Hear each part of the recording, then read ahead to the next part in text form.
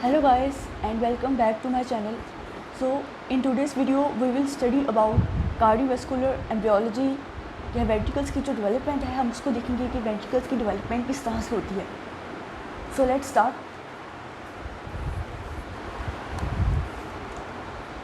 ये जो डायग्राम है ना ये आपको नज़र आ रही होगी, ठीक है.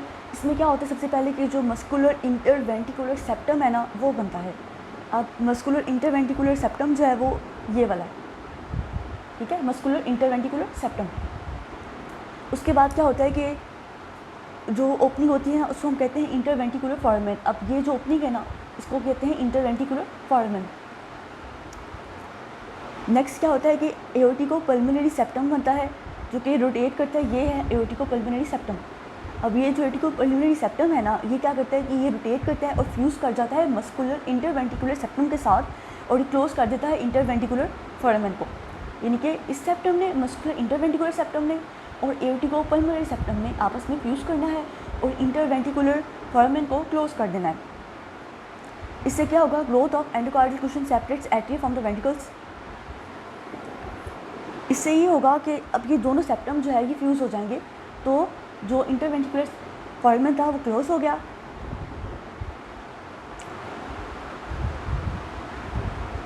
उसके बाद क्या होगा, जब ये मस्कुलर और एओर्टिको पल्मोनरी सेप्टम क्लोज हो जाएंगे तो एक हमारे पास बन जाएगा मेम्ब्रेनस इंटरवेंट्रिकुलर सेप्टम.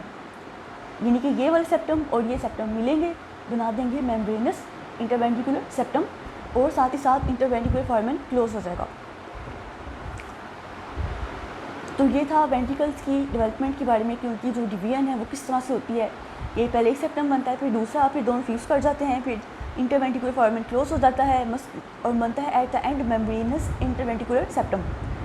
जब भी वेंट्रिकुलर सेप्टल डिफेक्ट की बात की जाए तो वो मोस्ट कॉमन कोंजेनिटल एनोमली है जो होती है और ये मोस्टली मेम्ब्रेनस सेप्टम में, जो मेम्ब्रेनस इंटरवेंट्रिकुलर सेप्टम है उसकी वजह से वेंट्रिकुलर सेप्टल डिफेक्ट्स जो हैं वो होते हैं. Outflow track formation. Outflow track formation में इस तरह से होगा कि जो न्यूरल क्लच सेल्स हैं वो माइग्रेट करेंगे और वो बनाएंगे ट्रंकल एंड बल्बर रिजेस, ठीक है, जो वो बाद में फ्यूज़ करती हैं और वो फ्यूज़ करके और स्पाइरल अराउंड होके वो बना देती हैं एओर्टिको पल्मोनरी सेप्टम. जो एओर्टिको पल्मोनरी सेप्टम है वो न्यूरल क्लच सेल्स की माइग्रेशन की वजह से और ट्रंकल एंड बल्बर रिजेस की वजह से एओर्टिको पल्मोनरी सेप्टम बनता है. और वो जो एओर्टिको पल्मोनरी सेप्टम है वो आगे से बनाता है ascending aorta and arch of trunk. Ascending aorta and arch of trunk.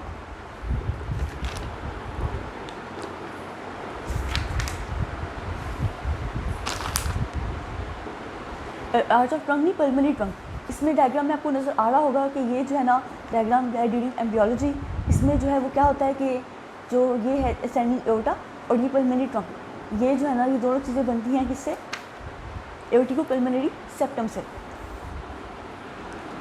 अब जब एओर्टिको पल्मोनरी सेप्टम जो है अब वो ठीक तरह नहीं बनता, ये न्यूरल क्लच सेल्स जो थे वो जब माइग्रेट करके सही तरह नहीं आते तो उसकी वजह से क्या होता है कि बहुत सी जो है ना एबनॉर्मेलिटीज़ वो आने लग जाती हैं, जैसे कि transposition of great vessels, teratology of failure and persistent trunks आर्टरियोसिस. अब हम इनको नेक्स्ट डिटेल में स्टडी करेंगे कि क्या होती हैं, उनमें क्या क्या एबनॉर्मेलिटीज़ जो हैं वो होती हैं. नेक्स्ट है हमारे पास valve development. Aortic pulmonary valve जो है ना वो बनता है endocardial cushion of the outer tract से, जबकि जो मिट्रल ट्रैक उस पर वेल्व होता है वो बनता है from the endocardial cushion of the AV canal.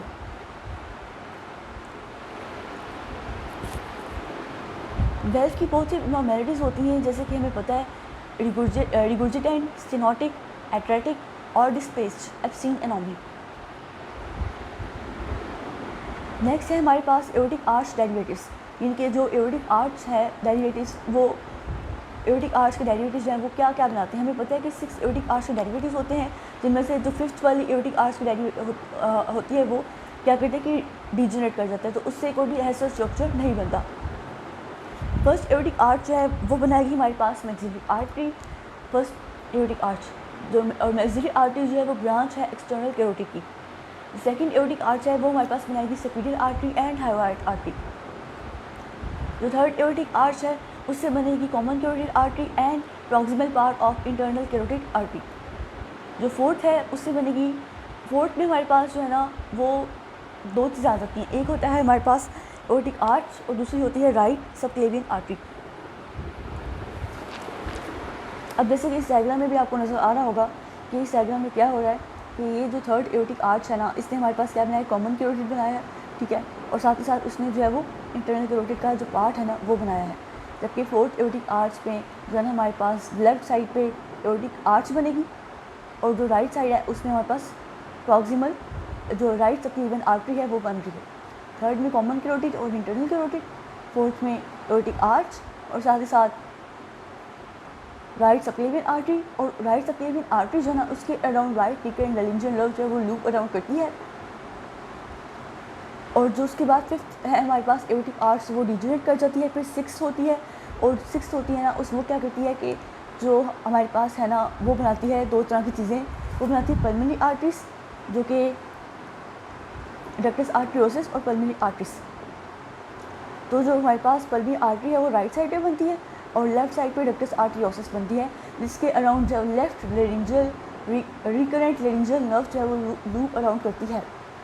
सो हमने क्या क्या पढ़ा कि फर्स्ट एओर्टिक आर्च जो है वो क्या बनाएगी, maxillary artery, second stapedial artery and hyoid artery, third बनाएगी हमारे पास common carotid artery and internal carotid artery, fourth से हमारे पास बनेगी जो है हमारे पास दो तरह की चीज़ें बनेगी, एक लेफ्ट साइड पे बनेगी हमारे पास एओर्टिक आर्च और राइट साइड पे राइट सबक्लेवियन आर्टरी, और राइट सबक्लेवियन आर्टरी के अराउंड जो है वो राइट रिकरेंट लेरिंजियल नर्व जो है वो लूप अराउंड करती है।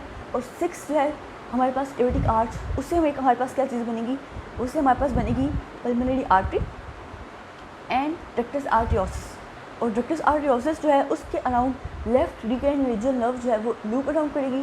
तो ये था एओर्टिक आर्च के डेरिवेटिव्स के बारे में हमने पढ़ा, और हमने वेंट्रिकल्स की जो डेवलपमेंट है, उनकी जो सेपरेशन है वो किस तरह से होगी, और आउटफ्लो ट्रैक की फॉर्मेशन जो है वो किस तरह से होगी, और वेल्स कहाँ से बनते हैं, वो हमने इस वीडियो में स्टडी कर लिया।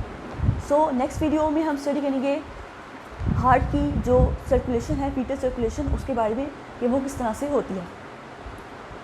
Thank you.